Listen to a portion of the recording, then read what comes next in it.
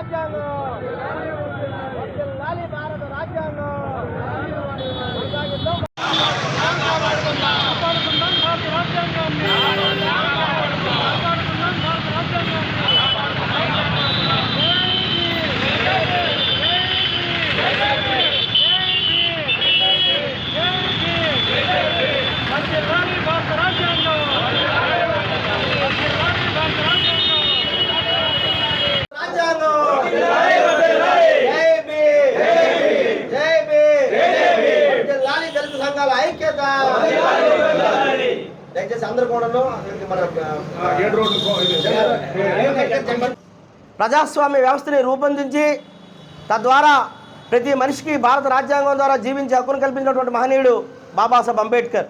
ఆయన అనేక దేశాల రాజ్యాంగాన్ని స్టడీ చేసి ఈ దేశానికి ఒక శక్తివంతమైనటువంటి రాజ్యాంగాన్ని అందించి ఆ రాజ్యాంగం ద్వారా మనకి స్వేచ్ఛ, సమానత్వం, సౌభ్రాతృత్వం, న్యాయం అనే అంశాలు పొందుపరిచినటువంటి ఒక గొప్ప మహనీయుడు.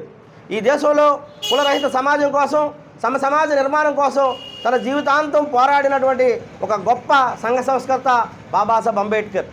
ప్రపంచ మేధావి. ఈరోజు బాబాసాహెబ్ అంబేద్కర్ని ప్రపంచమంతా కూడా జ్ఞానానికి ప్రతీకగా, ఇది సింబల్ ఆఫ్ నాలెడ్జ్గా చూస్తుంది. కానీ దౌర్భాగ్యం ఏంటంటే భారతదేశంలో ఉన్నటువంటి మతోన్మాద కుల వ్యవస్థ వారిని సింబల్ ఆఫ్ క్యాస్ట్గా, కులానికి చిహ్నంగా మాత్రమే చూస్తుంది. మరి ఇది పోవాలంటే బహుజన రాజ్యాధికారం రావాలి.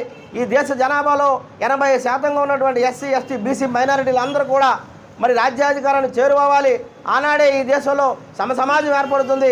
బాబాసాహెబ్ అంబేద్కర్ కలలుగన్న సామాజిక సమానత్వం సాధ్యపడుతుంది.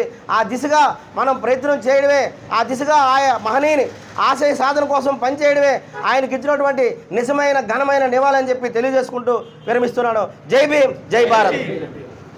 తన జీవితాంతం నిమ్న జాతి హక్కుల కోసం పోరాడి తన జీవితాన్ని దారపోసినటువంటి మహనీయుడు, మరి భారతరత్న, నవభారత రాజ్యాంగ నిర్మాత అయినటువంటి డాక్టర్ బిఆర్ అంబేద్కర్ గారి 68వ వర్ధంతి సందర్భంగా ఈరోజు డాక్టర్ బిఆర్ అంబేద్కర్ విజ్ఞాన మందిర్ ఇల్స్పురం నందు అందరు పెద్దలందరి సమక్షంలో వారికి ఘనమైన నివాళులు అర్పించడం జరిగింది.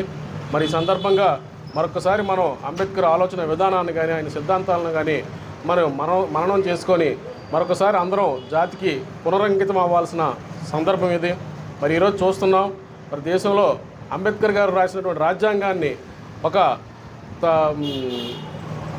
అర్థం లేని విధంగా దాన్ని అమలుపరుస్తూ మరి రాజ్యాంగ స్ఫూర్తిని ఇవాళ భంగం కలిగిస్తూ జాతిలో కుల మత విద్వేషాలను రెచ్చగొడుతూ రాజకీయాలు చేస్తున్న పరిస్థితుల్లో మరి అంబేద్కర్ గారి ఆలోచనను మరొకసారి మేధావులంతా వచ్చి మాట్లాడి ఆయన ఆలోచన విధానాన్ని ముందుకు తీసుకెళ్లాల్సిన అవసరం అయితే ఉన్నది. మరి ఈరోజు ఎస్సీ, ఎస్టీలు ముఖ్యంగా ఎదుర్కొన్నటువంటి సమస్య ఏదైతే ఉందో రిజర్వేషన్ల వర్గీకరణ విషయంలో కూడాను మరి బాబాసాహెబ్ ఏదైతే నిమ్న వర్గాలందరూ ఐక్యంగా ఉండి రాజ్యాధికారం సాధించాల్సిన ఆలోచనని ఆయన ఇస్తే దాన్ని కాదని ఈరోజు ఆ వర్గాల్ని కుల మత ప్రాతిపదికన, సబ్ కాస్ట్ ప్రాతిపదికన విభజిస్తూ మరి రాజకీయంగా కూడా వారిని దెబ్బతీస్తూ మరి మరింత అణగదొక్కే విధంగా ఈరోజు జరుగుతున్నటువంటి పరిస్థితుల్లో మరి మరొకసారి దళితులంతా, ముఖ్యంగా అంబేద్కర్ వాదులంతా ఒక త్రాటిపైకి వచ్చి మరి ఈ వర్గాల్ని మరొకసారి ఇచ్చేసి మరి ఏదైతే అంబేద్కర్ గారి స్ఫూర్తి, ఆయన పోరాట స్ఫూర్తిని మరొకసారి తీసుకొని ముందుకు వెళ్ళి వీళ్ళందరి తాలూకు హక్కుల కోసం పోరాడాల్సిన సందర్భంలో మరి మరొకసారి ఈ ఘనమైన నివాళి అర్పించుకున్న సందర్భంగా అందరికీ జై భీములు తెలియజేసుకుంటాం.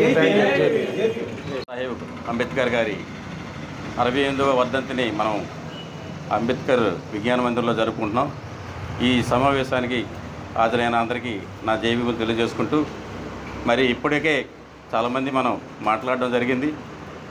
అయితే బాబాసాహెబ్ అంబేద్కర్ గారి కలలు కన్నా నిజమైన స్వరాజ్యం సమకూర్చాలంటే, సమాజ స్థాపన జరగాలంటే, ప్రజాస్వామ్య వ్యవస్థలో సరైన హక్కులను మనం సాధించుకోవాలనుకుంటే ఆయన ఇచ్చిన ఓటు హక్కును వినియోగించుకొని రాజ్యాధికారాన్ని మనం చేజించుకున్నప్పుడే మనకి ఈ సమాజంలో సరైన ప్రాతినిధ్యం ఉంటుంది, మనం బ్రతికే అవకాశం ఉంటుంది. లేదంటే ఈ కులాలుగా విడదీసి మనకి ఇంకా అణగారిన వర్గాలుగా ఇంకా వెనక తొక్కుబడే అవకాశం ఉంటుంది. కనుక మీ అందరూ ఆలోచన చేసి రాజ్యాధికారాన్ని దిశగా మనందరం పయనించాలని మీ అందరికీ ఈ సందర్భంగా మనవి చేసుకుంటూ, మీ అందరికీ నా హృదయపూర్వక జయములు తెలియజేసుకుంటూ విరమిస్తున్నాను.